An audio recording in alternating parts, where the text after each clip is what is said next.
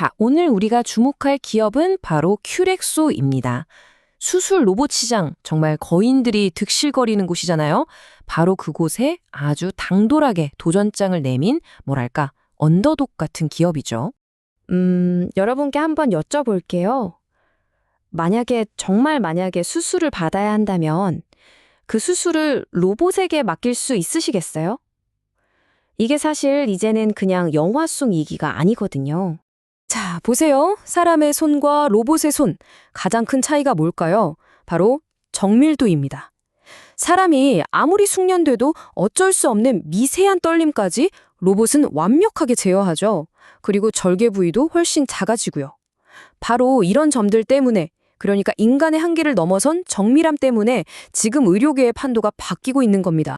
네, 그래서 오늘의 주인공이죠. 바로 큐렉소 얘기를 본격적으로 해보겠습니다. 이 회사가요, 정말 남들과는 다른 아주 똑똑한 전략을 쓰고 있거든요. 큐렉소의 시작, 뿌리를 거슬러 올라가면 좀 의외의 이름이 나옵니다. 바로 현대중공업이에요. 거대한 배를 만들던 그 기술력이 2017년에 의료로봇 사업부 인수를 통해서 아주 정밀한 수술 로봇 기술의 기반이 된 거죠. 자, 이게 바로 큐렉소의 삼총사입니다. 핵심 제품 라인업이죠. 먼저 에이스, 바로 인공관절 수술 로봇 큐비스 조인트가 있고요. 그리고 정교한 척추 수술을 돕는 조력자, 큐비스 스파인. 마지막으로 회사의 든든한 캐시카우 역할을 하는 재활 로봇 모닝워크까지. 아주 포트포리오가 탄탄하죠. 근데 아시잖아요. 기술만 좋다고 다 성공하는 건 아니죠. 특히 의료기기 분야는 돈이 정말 많이 들거든요. 큐렉소가 살아남은 비결, 여기엔 든든한 뒷배가 있었습니다. 바로 모회사 하이, 우리가 아는 그 한국 야쿠르트 맞습니다. 이 든든한 지원 덕분에 수많은 스타트업들이 쓰러지는 죽음의 계곡, 즉 데스밸리를 무사히 건널 수 있었던 거죠. 자, 지금부터가 정말 중요합니다. 큐렉소가 어떻게 이 시장에서 싸우고 있는지 그 아주 영리한 비즈니스 모델을 한번 뜯어보겠습니다. 이게 그냥 로봇 한 대 팔고 끝! 이게 아니거든요. 핵심은 바로 이거예요. 혹시 면도기, 면도날 모델이라고 들어보셨어요? 프린터랑 잉크도 마찬가지고요. 일단 기계, 즉 로봇을 병원에 판매하고 나면 그 다음부터가 진짜입니다. 수술 한 번 할 때마다 계속 필요한 소모품, 그리고 유지보수 계약으로 꾸준히 계속해서 수익이 발생하는 구조인 거죠. 큐렉소의 전략을 한마디로 표현하면 바로 이겁니다. 수술계의 안드로이드. 자, 생각해보세요. 시장의 거인들은 전부 애플처럼 자기들만의 폐쇄적인 생태계를 만들고 있어요. 그런데 큐렉소는 정반대의 길, 바로 안드로이드의 길을 선택한 겁니다. 이게 바로 오픈 플랫폼 전략이라는 건데요. 아주 쉬워요. 큐렉소 로봇은 우리 로봇 쓰려면 우리 회사 인공관절만 써야 해. 이렇게 강제하지 않는다는 거예요. 그냥 어떤 회사 제품이든 다 환영, 다 쓸 수 있게 활짝 열어둔 거죠. 자, 이 표를 보시면 딱 감이 오시죠? 왼쪽의 거대 기업들은 자기들 로봇에 자기들 임플란트만 쓸 수 있게 딱 묶어버립니다. 일종의 가두리죠. 하지만 큐렉소는 어때요? 어떤 임플란트든 가져오세요. 다 됩니다. 라고 하니 특히 대형 병원보다는 선택의 폭이 중요한 중소형 병원들 입장에선 이게 얼마나 매력적이겠어요?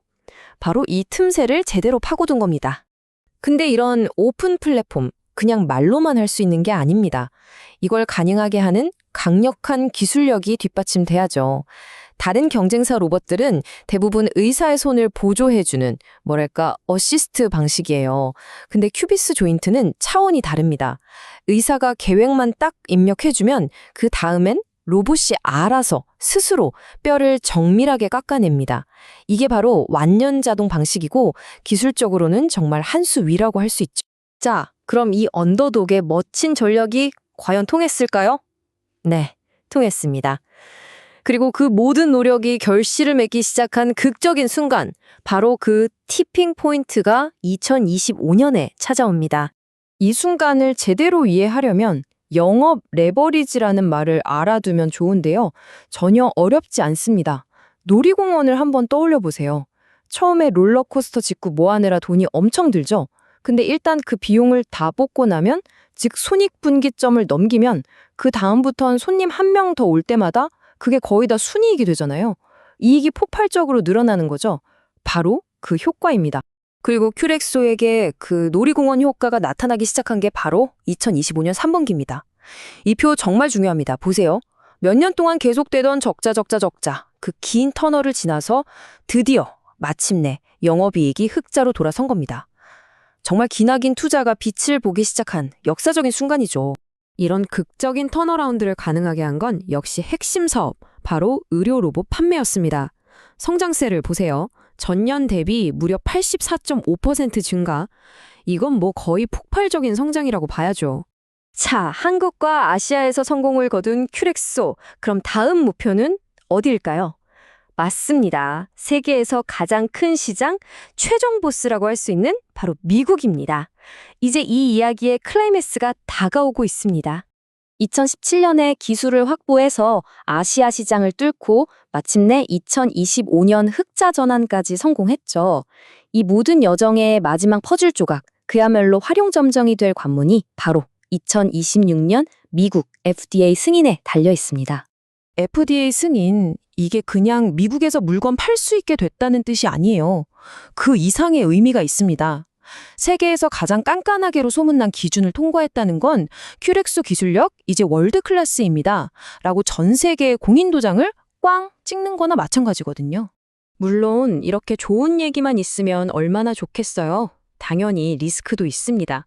그중에서 가장 큰 내부 리스크로 꼽히는 게 바로 주식 오버행이라는 건데요. 쉽게 말해서 예전에 회사가 돈이 필요해서 나중에 주식으로 바꿔줄게 약속하고 발행했던 채권들이 있거든요. 이 잠재적인 주식 물량이 한꺼번에 시장에 풀리면서 주가를 누를 수도 있다는 걱정이죠. 그러니까 정리하자면 안으로는 이 주식 오버행 문제를 잘 관리해야 하고 밖으로는 혹시 모를 FDA 승인 지연이나 또 가만히 보고만 있진 않을 거대 경쟁사들의 반격 같은 그런 리스크들도 분명히 고려해야 하는 상황입니다. 결국 모든 시선은 이 숫자에 쏠리고 있습니다. 바로 2026년. 큐렉소가 진짜 글로벌 강자로 점프하느냐, 아니면 그냥 의미 있는 도전자 중 하나로 남게 되느냐. 그 갈림길에 서 있는 해가 바로 2026년입니다. 큐렉소라는 한 회사의 이야기는 결국 우리에게 더 큰 질문을 던지는 것 같아요. AI와 로봇이 이렇게 의료 현장 깊숙이 들어오는 시대에 과연 미래 수술실의 진짜 집도인은 인간일까요? 아니면 기계일까요? 여러분은 어떻게 생각하시나요? 오늘 이야기는 여기까지입니다.